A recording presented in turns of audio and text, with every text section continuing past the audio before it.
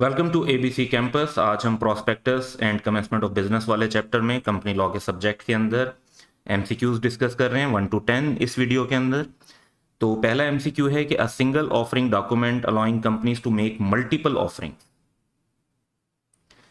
As disclosed in the offering document is known as. तो basically जो एक तो होती है हमारी नॉर्मल प्रोस्पेक्टस, और ऐसी प्रोस्पेक्टस जो एक से ज़्यादा बार शेयर इशू के लिए मल्टीपल ऑफरिंग्स के लिए यूज़ हो सकती है, उसको हम शेल्फ प्रोस्पेक्टस कहते हैं। तो हमारा ऑप्शन बी करेक्ट होगा।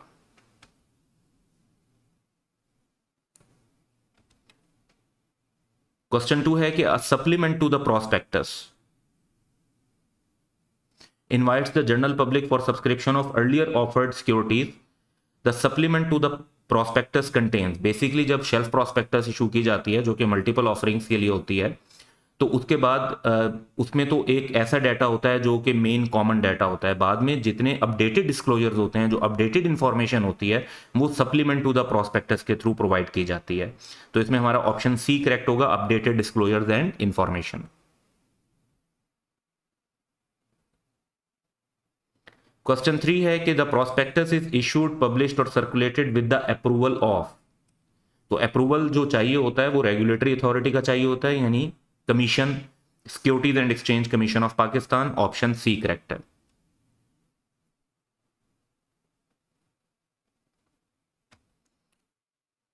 क्वेश्चन 4 है कि the prospectus in its full text और in such abridged form shall be published at least in. अच्छा, मैगजीन रिक्वायर्ड नहीं है। फोर्टनाइट न्यूज़पेपर वो होता है जो 2 हफ्ते के बाद यानी मंथ में 2 टाइम्स इशू होता है, तो वो भी नहीं है।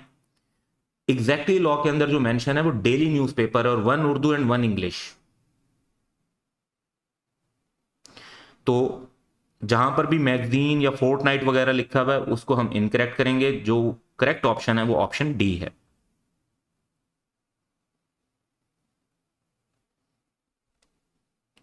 क्वेश्चन 5 है कि prospectus issued shall be made available free of charge. तो डिफरेंट जगहों पर प्रोस्पेक्टस को रखना होता है। 6 प्लेसेस ऐसी हैं जो लॉ के अंदर मेंशन है जहां पर आपने प्रोस्पेक्टस की कॉपीज अवेलेबल करनी होती हैं और फ्री ऑफ चार्ज अवेलेबल करनी होती हैं। At the registered office of the issuer, issuer यहां पर मतलब है कंपनी, तो यहां पर भी रखना होता है। बैंकर टू द इशू, जो जिस बैंक के थ्रू पेमेंट ली जा रही होती है शेयर्स की, वहां भी रखना होता है। कंसर्न शेयर रजिस्ट्रार के पास भी कॉपीज रखनी होती हैं। और इसके अलावा भी प्लेसेस हैं जहां पर जैसे सिक्योरिटीज एक्सचेंज वगैरह, वहां पर भी कॉपीज रखी जाती हैं। तो ये तीनों ही शामिल हैं। तो इनके अलावा भी 3 और भी हैं, हमें ये भी ध्यान में रखना है। तो ऑल ऑफ द अबव जो है वो करेक्ट होगा।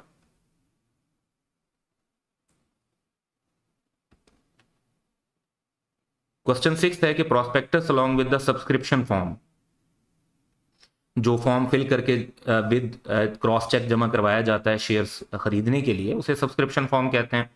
From the date of its publication in the newspaper till the closing of subscription shall also be uploaded. तो वो जो कंपनी होती है इशूअर, कंपनी इशूअर का मतलब क्या है? कंपनी, उसकी वेबसाइट पर उसको अपलोडेड रहना होता है इतने टाइम के लिए। ये लॉ की रिक्वायरमेंट है। सो ऑप्शन सी करेक्ट है।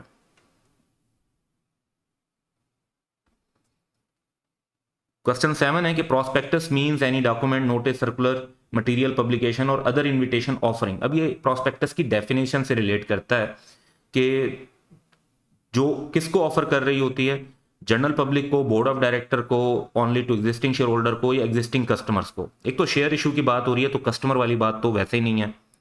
बोर्ड ऑफ डायरेक्टर तो कंपनी की मैनेजमेंट चला रहे होते हैं। एग्जिस्टिंग शेयर होल्डर को जो इशू किया जाता है उसे तो राइट इशू कहते हैं। उस राइट, वो तो पहले ही कंपनी के बारे में जानते होते हैं, अंडरस्टैंड करते होते हैं, तो उसकी बात नहीं हो रही। जनरल पब्लिक को ऑफर की जा रही होती है तो उसके लिए प्रोस्पेक्टस इशू की जाती है।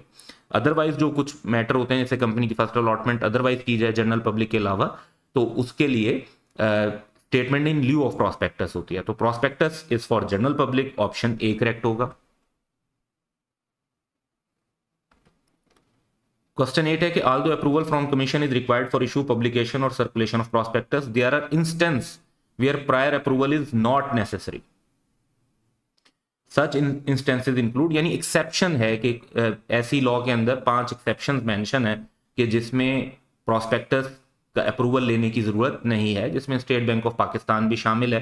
तो उन इंस्टेंसेस में क्या क्या शामिल हैं। तो स्टेट बैंक ऑफ पाकिस्तान भी जब सिक्योरिटीज ऑफर करते हैं तो उन्हें SECP से अप्रूवल की जरूरत नहीं होती। Where securities are offered in connection with private offering या प्राइवेट प्लेसमेंट, इसका कॉन्सेप्ट हमने सेक्शन 87 के अंदर डिस्कस किया हुआ है कि ये क्या होता है, जिसमें बेसिकली आप एक सिलेक्टेड ग्रुप ऑफ इन्वेस्टर्स को सिर्फ ऑफर कर रहे होते हैं, उसमें भी फिर प्रॉस्पेक्टस के अप्रूवल की जरूरत नहीं है। और बोनस इशू जब किया जा रहा होता है अपने एग्जिस्टिंग मेंबर्स को, तो उसमें भी जरूरत नहीं होती, क्योंकि एक तो बोनस शेयर में फर्दर पैसे नहीं लिए जा रहे होते, और दूसरी बात यह कि एग्जिस्टिंग शेयर होल्डर्स इन्वॉल्व होते हैं, जनरल पब्लिक इन्वॉल्व नहीं हो रही होती। तो हमारा यहां पर जो करेक्ट आंसर बनेगा वो होगा ऑल ऑफ द अबव।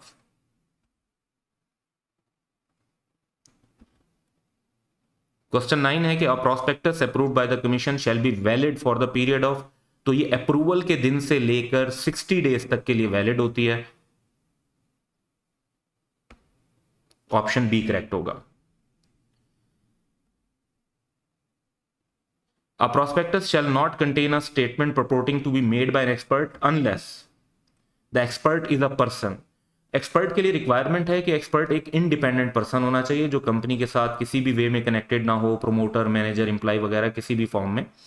तो पहला ऑप्शन देखते हैं, हु इज नॉट और हैज नॉट बीन इंगेज और interested in the formation of the company, तो ये बात करेक्ट है। हु इज और हैज बीन इंगेज्ड, तो ये गलत हो जाती है। हु इज इंगेज्ड और इंटरेस्टेड, तो प्रमोशन मैनेजमेंट, ये बाकी तीनों ऑप्शन में इंगेज या इंटरेस्टेड इन्वॉल्व हो रहा है, तो ये तो इंडिपेंडेंस के अगेंस्ट चला जाता है, तो ये तीनों ऑप्शन गलत होंगे, सिर्फ ऑप्शन ए करेक्ट है। तो ये 10 MCQs थे। That's all for today. Have a good day.